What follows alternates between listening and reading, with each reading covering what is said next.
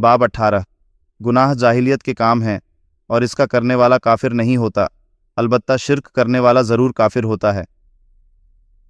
28 ابو ذر غفاری رضی اللہ عنہ سے روایت ہے، انہوں نے فرمایا کہ میں نے ایک آدمی کو گالی دی کہ اسے ماں کی یاد دلائی۔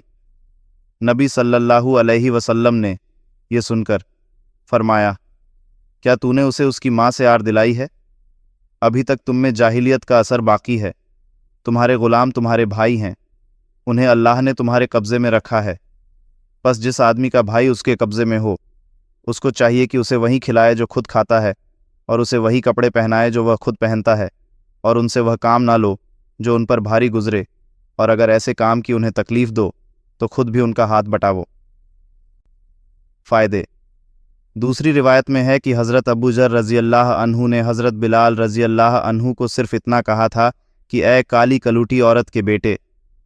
ہمارے سماج میں اس قسم کی بات گالی شمار نہیں ہوتی، بلکہ صرف مذاق کی ایک قسم ہے، لیکن شریعت نے اسے جاہلیت کے زمانے کی یادگار سے تعبیر کیا ہے۔